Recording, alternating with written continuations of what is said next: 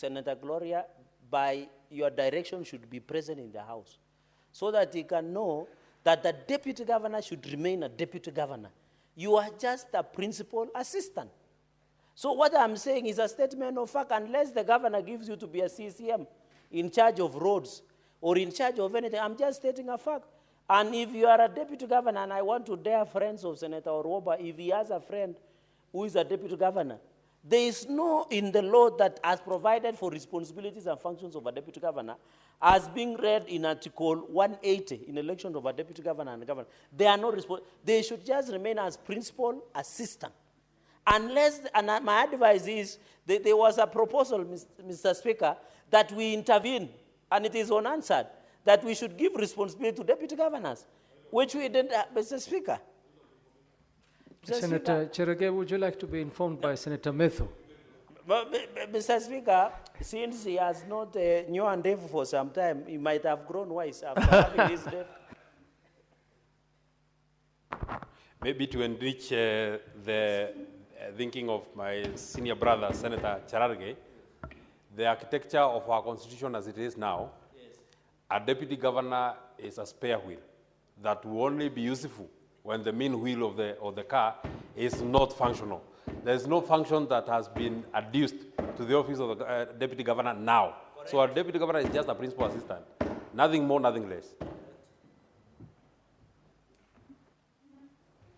Mr. Speaker, thank you. I think Senator Methu, Mr. Speaker, has grown wise after growing beard, but I want to say one of these fine days, Mr. Speaker, especially on Thursdays, we should do an Arambe, so that we can come up on Paybill on how we can raise for him to get shaved by a barber. You know, the way it has grown long, it needs to be shaved, Mr. Speaker. And I thank you for that information. I think that is what we are just saying, Mr. Speaker, that the deputy governor should remain a deputy governor. Finally, Mr. Speaker, so that I allow colleagues to say on this, is, as they say, Vitu kwa ground is different. As I talk to you, the governor of Nzoia, Governor George Natembeya, and Deputy Governor Mary Kapkori Philomena Kapkori don't see eye to eye. So things have gone back to default settings again. Mr. Speaker, you know why? Because the current governor of Nzoia, Governor George Natembeya, this is a side effect of his tribal undertones. If you see most of his videos, he is creating tribal rift in Nzoia. Yet Nzoia, Mr. Speaker, is a cosmopolitan county. And this is the undertones of, Mr. Speaker, of tribalism that the governor is perpetuating in Nzoia, Mr. Speaker. And therefore, I want to challenge the devolution committee that you need also to ensure that the governor of Nzoia is held to accountable in some of the issues that he's saying in public. And I think, Mr. Speaker, the colleague leaders who are female should come out strongly, because this is another form of femicide. This is another form of femicide, Mr. Speaker. Because if you find a governor is undermining a lady or a woman who is a deputy governor, that governor is promoting femicide in our country. And therefore, the little I have seen governors who are deputy governors as women, they have enjoyed cordial working relationship, Mr. Speaker.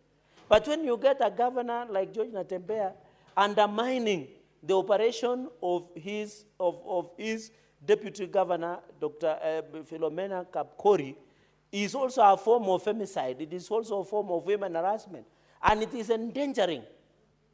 And I hope the Senator Oroba is listening to this. It's endangering women leadership. It's promoting femicide against women. Because if we are undermining, and any man who undermines a woman is not a man. Let me say this with a lot of tremendous respect. No, it's not a womanizer, I think.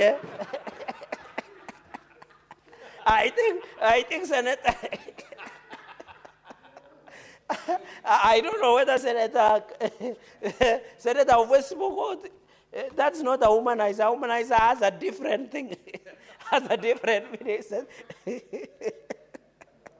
Mr. Speaker,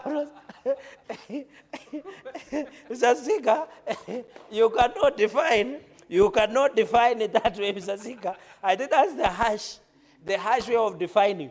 Mr. Speaker, any man who undermines a lady or a woman is not a womanizer, is a threat to womanhood. Mr. Speaker, because this country, we are trying to encourage women leadership. And Mr. Speaker, you saw that there were 2 women leaders from your county, Mr. Speaker, and I wish to have your attention, Mr. Speaker. Mr. Speaker, and therefore the governor of Natembeya must be called out. And I want to advise Governor Natembeya for free. You know, his work is to ensure there is proper development in Nzoia. As we talk today, I led a delegation of ICT and we visited Nzoia late last year. The collection of revenue in Nzoia, Mr. Speaker, is very pathetic and poor, where money is getting into the individual pockets, Mr. Speaker. The roads are very pathetic in Nzoia. The public service in Nzoia has been weaponized and tribalized for political expediency by the governor, Mr. Speaker. I have seen even he's fighting the women representative by the name Lillian Sioi, Mr. Speaker. Mr. Speaker, and therefore, the governor should accommodate women leadership. The only thing he can do, we are not saying Governor Natembeya should babysit his deputy. We are saying allow the office of the deputy governor to operate optimally, Mr. Speaker. And we should encourage women leadership. And I want to ask women also in leadership, they should be responsible. I saw 2 women leaders from your county, Mr. Speaker, and I hope you'll find time during this weekend to host them for a cup of tea and guide them. Mheshimiwa Umira and Mheshimiwa Senator Fala Deko. I know the Speaker of the National Assembly has meted out serious punishment against them. But we want to ask women leaders also in position of power to be responsible, to be respectful, to ensure that they carry themselves with dignity. So, Speaker, we want to ask to be responsible. Is there anything out of order to ask people to be responsible? No, I don't think so, but let's hear what she has to say. What's your point of order, Senator Gloria? Mr. Speaker, I appreciate what Cherargei is trying to do here, but Mr. Speaker, Senator Cherargei is out of order because he's actually casting aspersions. He's alluding to the fact that some of the women legislators and women leaders are actually out of order, disrespectful and all that. Standing order number, not 105, 105 is statement of facts.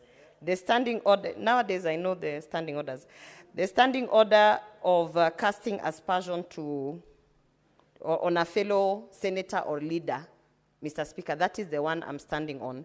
And Mr. Speaker, I want to advise Senator Cherargei, as he executes his point, although I find it very suspicious that he's trying to discuss 2 legislators who don't even belong in this house, and without their presence, we might not even know what transpired.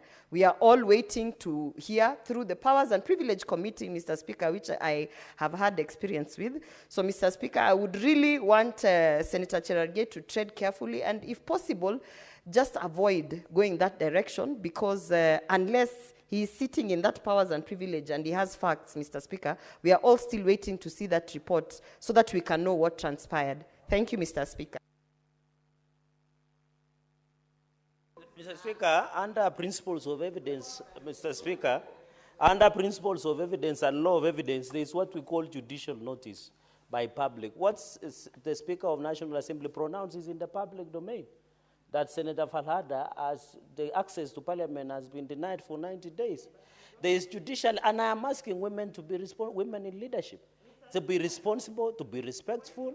Even men and young men like Senator Eddie should also act responsibly and respectfully, Mr. Speaker. And therefore, women must be responsible and respectful.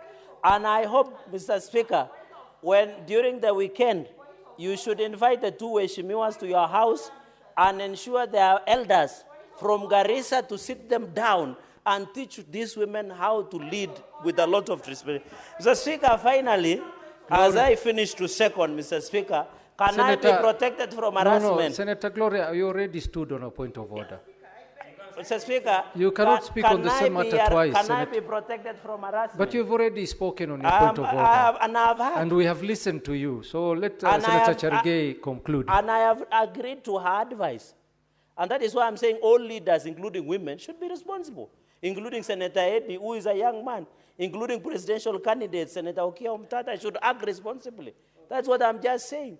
And as our norms and culture, I'm requesting you as the Speaker of this House to convene the meeting with two Eshimiwas and elders from Garissa to ensure that matter is resolved amicably. And that is the leadership we want. Finally, Mr. Speaker, the issue of Governor Natembeya must be dealt with precisely. Governor Natembeya should tread carefully. We know Mount Yelgon, Mr. Speaker. There has been conflict. We cannot allow Governor Natembeya, and I want to challenge NCIC to look into the inflammatory statements of incitement that the governor is making. I know he wants to score points by attacking the president. And I can assure you before the end of this year, from the way he's operating with arrogance and promoting tribalism in Nzoia, he will be impeached. And we shall come and confirm that he's impeached like the former Governor Kawira. And you know he's operating like the same Governor Kawira, ensured the purported strife and disorder in Meru. And that is what sent her home. I can see Governor Natembeya is using the same strategy of bringing strife and division within Nzoia. Some of us have relatives in Nzoia. Nzoia is a cosmopolitan county. He should only stick to matters of county. He should stop playing national politics, Mr. Speaker, where they need for Mr. Speaker. And therefore, I want to ask Intergovernmental Technical Committee to assist this deputy governor, Mr. Speaker, to ensure that deputy governor has access. This is a woman leader that should be respected, Mr. Speaker. If you want to lead this country, if you are leading a county and you are undermining a woman, Mr. Speaker, and then you go and give them 2 kilos of maize seeds with a lot of discrimination, issuing fertilizers, Mr. Speaker, I'm told he's even issuing fertilizers based on tribe, fertilizers and seeds that are being given in Nzoia, Mr. Speaker. And therefore, Mr. Speaker, as I finish in seconding this motion, I want to say and congratulate the committee for the job well done. I hope, Mr. Speaker, the Intergovernmental Relations, the Devolution Committee will continue giving view of this matter. The House should give view on this matter. Let us also ensure the Deputy Governor of Siaya also has unlimited access to his office and he functions. Let us ensure the Deputy Governor in Nzoia issues. Deputy Governor Monda was impeached, Mr. Speaker. So with us, a lot of comments, Mr. Speaker. And I want to say finally, Mr. Speaker, this country is a very critical country. We should protect our children as per Article 53, Mr. Speaker. What we saw in Nakuru is that, Mr. Speaker, I want to advise the country. You know, Article 53 says we should not exploit our children. And it is unfortunate that some politicians, Mr. Speaker, are using our children to perpetuate political contests, Mr. Speaker. What we are seeing in Echoes of War, directed by former Senator of Kakamega, is just using our children to do political contests, Mr. Speaker.